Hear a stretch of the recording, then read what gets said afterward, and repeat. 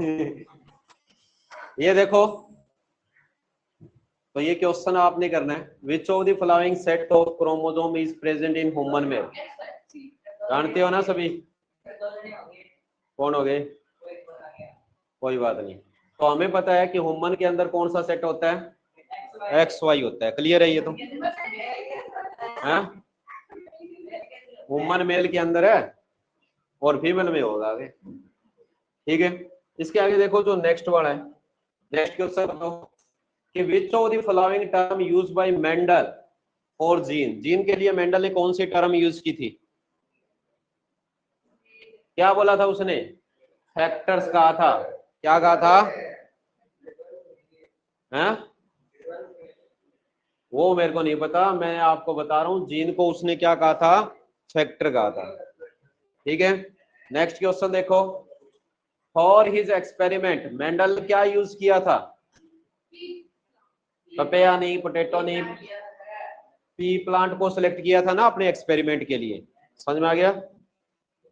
उसके आगे देखो जो नेक्स्ट अपने को दिया है, क्या दिया क्वेश्चन पढ़ो, two pink colour flower on crossing. अब देखो पिंक कलर फ्लावर जो है उसकी क्रॉसिंग की जा रही है, पिंक को आपने क्या लिख दिया, पी से, उसके जीन ये आ गए। ठीक है, और क्या करवा रहा है, उनकी क्रॉसिंग करवा रहा है। ठीक है, तो ये कह रहा है उसमें एक रेड मिल रहा है, क्या मिल रहा है, एक रेड, टू पिंक और वन व्हाइट मिल रहा है। क्या मिल रहा है, व्हाइट मिल रहा है। तो जो नेचर ऑफ क्रॉस क्या होगी, यहाँ पे आपको क्या है, अलग अलग कलर दिख रहे हैं, क्रॉस होगा ना, यहाँ पे क्रॉस फर्टिलाइजेशन की प्रोसेस होगी, क्योंकि हाइब्रिड अलग अलग टाइप्स के कलर है आपको देखने को मिल रहे हैं। समझ में आ गया। उसके आगे देखो मेंडल लॉ ऑफ इनहेरिटेंस कब अप्लाई होता है, किसके लिए अप्लाई होगा, नहीं होगा। जितने भी मेंडल्स के लॉ है वो किसके लिए अप्लाई हुए हैं, सेक्सुअल रिप्रोडक्शन के लिए। समझ में आ गया। ठीक है, इनहेरिटेंस तो उसी में होगी। When a gene is exist in more than one form, the different forms are called, बोलोगे उसको, क्या होते हैं वो, एलिल्स होते हैं। समझ में गया कि जीन को हम किससे लिखते हैं, एलिल से। जैसे आपने टॉलनेस के लिए उठाया तो ये क्या है, एलिल दिए हुए हैं। समझ में आ गया। ठीक है, फिर आ जाओ next, one of the following has not been produced from wild cabbage by the process of artificial selection। तो ये कह रहा है कि जो जंगली गोभी है उससे इनमें से कौन सा नहीं तैयार किया जा सकता। तो यहाँ आपको दिख रहा है ये पालक होती है, देखो सोचने की जरूरत ही नहीं है। ठीक है, स्पाइनक। समझ में आ गया, क्योंकि बाकी तो ये गोभी की वैरायटी है, केबेज है, कोलरबी है, केल है, ये सारी क्या है, केबेज की वैरायटी के अंदर आती है। फिर आगे देखो question, which statement about the genotype of organism is correct. कौन सी है भाई, कि जीनोटाइप के बारे में कौन सी बातें सही है, कि dominant alleles are only found in homozygous, जरूरी तो नहीं है। ठीक है, होमोजाइगट में वन रिसेसिव एलिमेंट कॉल, ये भी नहीं है कि दो होने चाहिए, recessive phenotype must be homozygous, ये होना चाहिए ना। कि आप पढ़ते हो कि जो जीन होते हैं ना दो तरह के होते हैं, एक डोमिनेंट होते हैं और एक रिसेसिव में होते हैं। ठीक है, जब डोमिनेंट होते हैं तो वो अगर एक सिंगल भी कैपिटल है और एक सिंगल स्मॉल है तो भी वो डोमिनेंट रहेगा, बट रिसेसिव के लिए आपको दोनों क्या चाहिए, स्मॉल चाहिए। समझ में आ गया। ठीक है, इसके आगे आ जाओ नेक्स्ट क्वेश्चन, क्या दिया है, the organ which perform similar function, क्या कर रहे हैं, सिमिलर फंक्शन है but have different basic structure, काम सेम है, स्ट्रक्चर है डिफरेंट होते हैं, तो उनको क्या बोलते हैं, एनालोगस ऑर्गन। समझ में आ गया, कि यानी जिनके काम करने का तरीका एक ही है पर उनकी जो इसने क्या कहा है, बेसिक स्ट्रक्चर क्या होगा, डिफरेंट होगा। जैसे बेट चमगादड़ होता है ना, उसके पंख हो गए, कबूतर के पंख हो गए, तो ये एक दूसरे के क्या है, एनालोगस ऑर्गन है, तो देखने में एक जैसे दिखाई दे। समझ में आ गया। पूछे जा सकते हैं ना, सिलेबस में हो चाहे ना हो, जेनेटिक्स का ही पार्ट है ये। ठीक है, फिर आगे दिया है मेंडलिज्म किससे रिलेटेड है? मेंडलिज्म हेरिडिटी से रिलेटेड है। लिविंग बीइंग में हम क्या स्टडी करते हैं, हेरिडिटी। तो वहीं से आता है कौन, मेंडलिज्म, मेंडलिव्स का जो आगे दिया है क्या, ये कह रहा है कि study the different conclusion drawn by a student of A class. ये आप उसने ऑब्जर्वेशन दी है कि पोटैटो एंड स्वीट पोटैटो क्या होते हैं, एनालोगस ऑर्गन होते हैं, देखने में एक से लगते हैं। आ रहा है पोटैटो और स्वीट पोटैटो दोनों सेक के खा सकते हैं ना दोनों क्या है, रूट्स है, ठीक है। वैसे आ जाओ, wing of insect and wing of bird are homologous organ. देखो पहले तो ये क्लियर करो, होमोलोगस क्या होते हैं, ठीक है, और एनालोगस क्या होते हैं, ठीक है। एनालोगस किसको बोलते हैं, जो देखने में फंक्शन उनके एक से है, क्या है, फंक्शन सेम है बट स्ट्रक्चर है, स्ट्रक्चर डिफरेंट।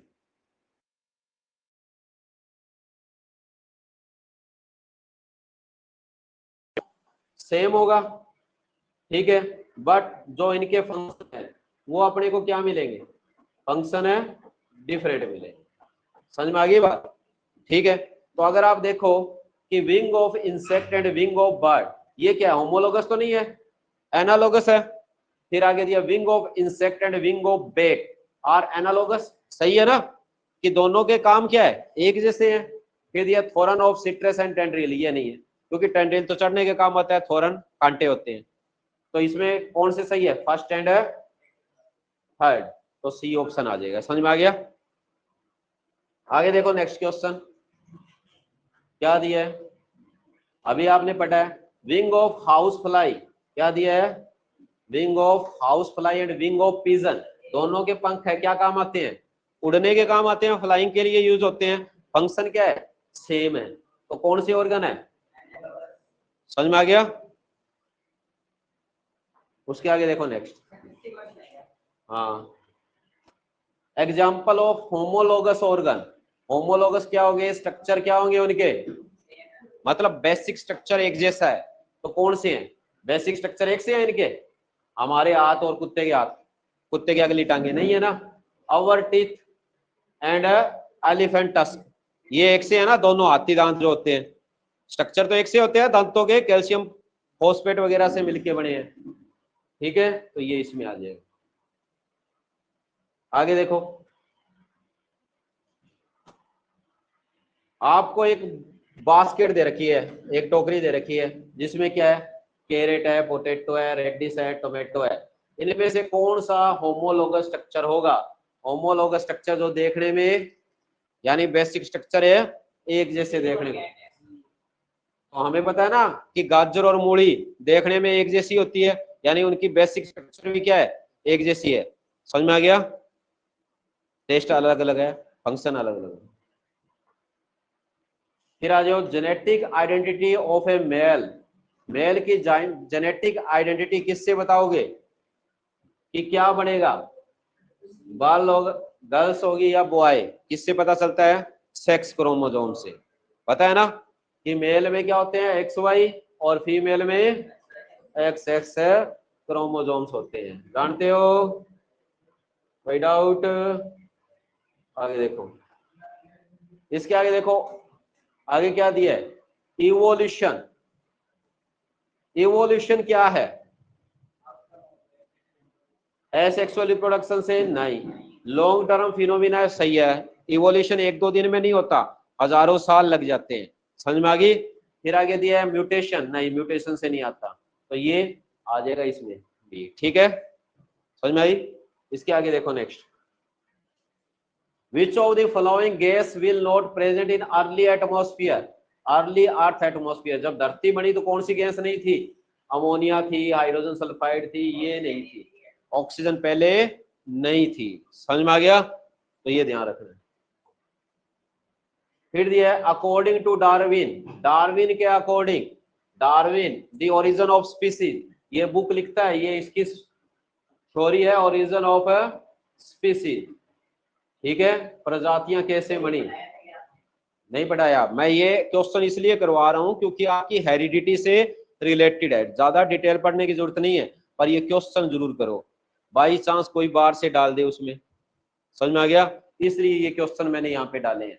तो हमें पता है इवोल्यूशन में टाइम लगता है, तो ये क्या है, slow, gradual and continuous process, धीरे धीरे चलती है हजारों साल तक, तब जाके विकास होता है इंसान में। कहते हैं ना बंदर से ह्यूमन बना, तो कोई 2-4 साल में नहीं बना, हजारों साल लगे हैं। ठीक है, धीरे धीरे चेंज आए। फिर आगे दिया है क्या, the trait which are acquired by an organism during its life time. तो अपनी लाइफ टाइम के दौरान जो वो कोई भी गुण विकसित करता है, जैसे सलमान खान ने बॉडी बनाई, पहले सूखा था, वही लकड़ी की तरह था, रेगुलर एक्सरसाइज ने उसकी मसल्स को डेवलप कर दिया। तो वो कौन से ट्रेट है, वो है एक्वायर्ड ट्रेट, जब वो अपनी लाइफ टाइम के दौरान गेन करता है। समझ में आ गया। और ये आगे क्या है, ट्रांसफर नहीं होते, ऐसे नहीं एक बॉडी बिल्डर की संतान बॉडी बिल्डर होगी, ये नहीं होता। समझ में आ गई। फिर आगे देखो नेक्स्ट क्वेश्चन,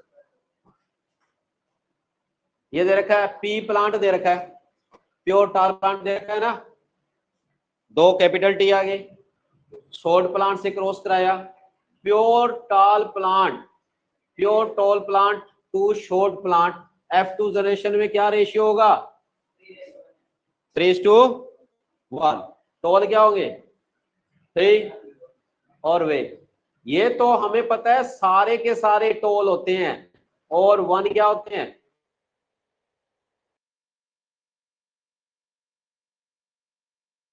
टाइपिक रेशियो है ये, कौन सा 3:1। समझ में आ गया। इसने कुछ नहीं बोला क्या वैसे, फिनोटाइप जीनोटाइप। प्योर का पूछे तो भाई प्योर टाल एंड शॉर्ट प्लांट का देखोगे तो 1:1 आना चाहिए, क्योंकि प्योर तो ओनली क्या है, जिसमें 2 कैपिटल टी मिलेंगे। समझ में आ गया।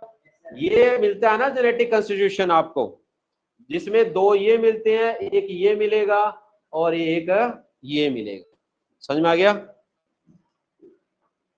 उसके आगे देखो, what is the number of chromosome normal human में, पता है ना कितने क्रोमोसोम्स होते हैं, 46 होते हैं। ठीक है, फिर आ जाओ, genetic constitution of an organism को क्या बोलते हैं, जीनोटाइप। जो जीन की इंफॉर्मेशन है उसको क्या बोलेंगे, जीनोटाइपिक कंस्टिट्यूशन बोलेंगे। समझ में आ गया। फिर दिया है wing of an insect and four limb of A bird.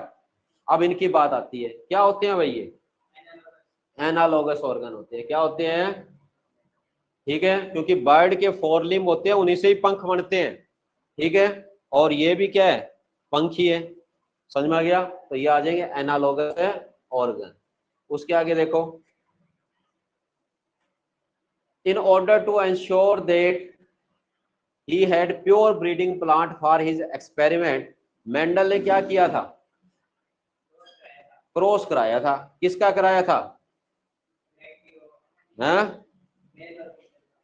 ठीक है, उसने सेल्फ फर्टिलाइजेशन के लिए हर एक वैरायटी का कई जनरेशन तक स्टडी किया था। तो मेंडल से रिलेटेड है ना ये क्वेश्चन, वैसे नहीं मिलता। तो यहाँ इसने कहा है let each variety self fertilise for several generation. उसने अपनी हर एक्सपेरिमेंट में जो उसको मिल रहा था उनका सेल्फ फर्टिलाइजेशन कराया था। समझ में आ गया। जो भी उसको जनरेशन मिली, पहली मिली, फिर उसका कराया, दूसरी जनरेशन पैदा हुई। देखा ना कि हम देखते हैं फर्स्ट फीलियल जनरेशन और फिर second filial generation, F2 generation. फिर आगे ये कह रहा है you have a basket of vegetable, वही है carrot, potato, tomato, ginger, radish, sweet potato, select 2 vegetable to represent correct homologous structure, यानी बेसिक स्ट्रक्चर। वो तो यही है ना, ठीक है, ये रिपीट हो गया, कोई बात नहीं। फिर आ जाओ आगे, साइंस ऑफ हेरिडिटी को क्या बोलते हैं, बोल गए बायोलॉजी, जेनेटिक्स बोलेंगे। ठीक है, जेनेटिक्स के अंदर हम क्या स्टडी करते हैं, हेरिडिटी स्टडी करते हैं। समझ में आ गया कि हेरिडिटी क्या है, ब्रांच है साइंस की जिसमें जेनेटिक्स पढ़ी जाती है। Which of the following may be used to obtain an generation? F2 generation कैसे मिलेगी, जो फर्स्ट जनरेशन में सेल्फ पॉलिनेटेड आपको मिलेंगे उन्हीं से ही होगी ना। तो यहाँ allowing flower on parent plant to self pollinated, तो उनका आप क्या करोगे, सेल्फ पॉलिनेशन कराओगे, तभी जाके आप F2 जनरेशन में उनकी स्टडी करते हो। समझ में आ गया। अब देखो इसने कहा है green coloured pod and round seed which is the functional unit of inheritance. क्या होगी भाई? जीन, क्योंकि जो कलर या जो शेप है वो आगे किसके कारण जाएगा? जीन के कारण जाएगा। समझ में आ गया? क्योंकि जीन में सारी इंफॉर्मेशन होती है। द लॉ ऑफ डोमिनेंस क्या बताता है? आपने पढ़ा था ना law of dominance.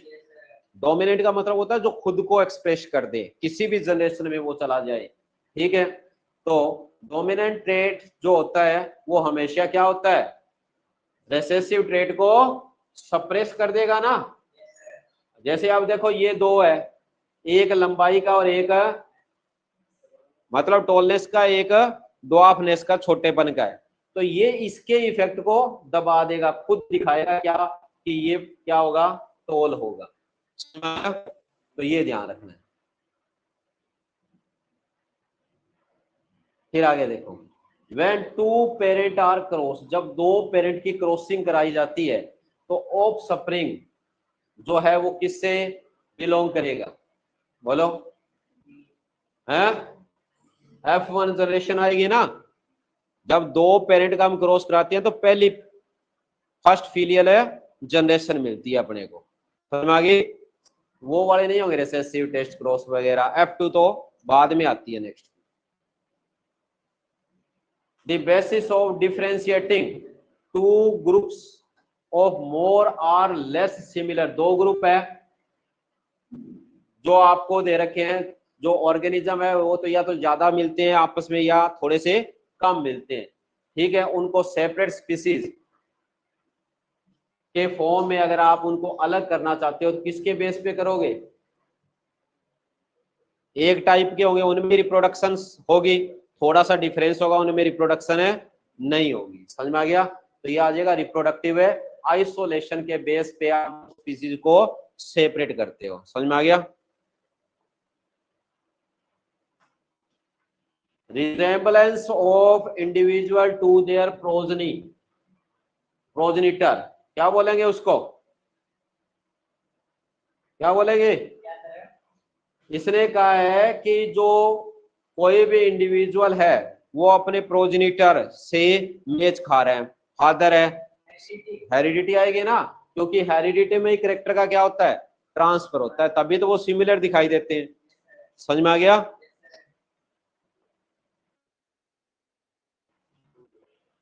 The following results were obtained by scientists who crossed the F1 generation of pure breeding parent plant for round and wrinkle seed. समझ में आ गया? तो यहाँ पे इसने क्या कहा है? राउंड का है। राउंड के लिए ये अपने पास आ गए और रिंकल के लिए रटके ही बैठे है। बात सुनो, इसका आप करवाओगे तो आपको पता है पहली जनरेशन के अंदर 3:1 रेशियो के अंदर आगे जाके ये अपने को मिलते हैं। किसमें मिलेंगे? 3:1 रेशियो के अंदर। अगर आप देखोगे तो राउंड होंगे 3 और रिंकल होंगे 1। तो जो आपको टोटल दिया है 7,524, ठीक है, इसका क्या कर दो? 3 है ना राउंड, तो 3/4 कर दो। समझ में आ गया? ठीक है, तो कितने मिलेंगे? कितने आ जाएंगे? यहां से 4 से कट करो, 4 फिर 3 5 आ गए, 4 या 8 32 आ गए ना? नहीं, यानी 56 वाली सीरीज आएगी। समझ में आ गया? ठीक है, तो ये कितने आ गए? ये आ जाएगा, कितना आ जाएगा? 3 3 8 24 और 3 8 24 और 2 26। समझ में आ गया? ये रहेगा। आगे देखो, only one of the following characteristic of parent can be inherited by their children. इनमें से कौन सा कैरेक्टर है जो क्या है पेरेंट से उनकी संतान में जाएगा? कौन सा जाएगा? कोई निशान है छोटी पे जाएगा या ना कट लगा हुआ है? ठीक है, तैरने का तरीका, नाक में कट, ये जाएगा। बांका टेढ़ा सीधा कैसा भी नाक है वो हो सकता है कि उनकी संतान में देखने को मिले। समझ में आ गया?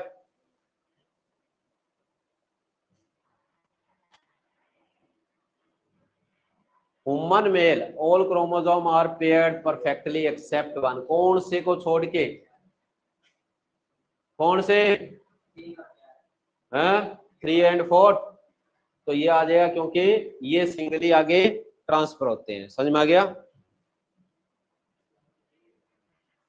Origin of new species from existing species, क्या बोलते हैं उसको, स्पेसिएशन, जो इवोल्यूशन के कारण होती है, स्लोली प्रोग्रेस करके एक नई प्रजाति बनती है ना, जो एग्जिस्टिंग जो स्पीसीज है उससे न्यू प्रोडक्शन, उसको क्या बोलते हैं, स्पेसिएशन। समझ में आ गया। तो ये एक एक नंबर के बाई चांस क्वेश्चन पूछ ले। उसके आगे देखो next, the organ which perform different function but have same basic structure, क्या बोलते हैं उसको, होमोलोगस ऑर्गन। पढ़ लिया ना ये।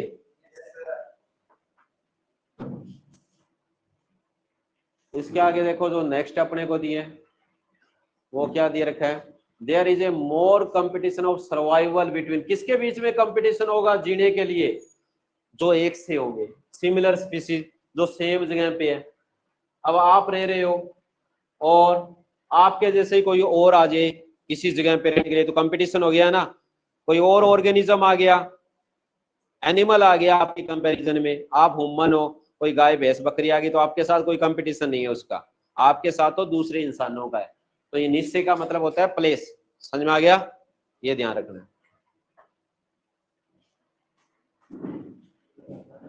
One of the following trait of the parent can not be pass on their future generation, अगली पीढ़ी में कौन सा गुण जो है वो ट्रांसफर नहीं होता, कौन सा नहीं होगा, कट लगा हुआ, निशान लगा हुआ, ठीक है, चिन्ह थोड़ी के ऊपर कोई कट है, ये बाकी टेडी कुछ भी बनावट वाली, गड्ढे वाली, चौड़ी मोटी कैसी भी दे रखी है, ठीक है, वो हो सकती है, पर उसके ऊपर जो ये निशान लगे हो वो आगे ट्रांसफर है नहीं होते। The evolutionary term we have more common in with, किसके साथ हमारे अंदर कॉमन देखने को मिलता है, चिंपैंजी, ठीक है, चिंपैंजी के सिमिलर हो, बस 10 ही रहे। मैंडलियन फैक्टर और gene as well as chromosome are present, किसमें पेयर होते हैं, पेयर्स में। समझ में आ गया। फिर आगे दिया है an allele is said to be dominate, कब डोमिनेट होता है,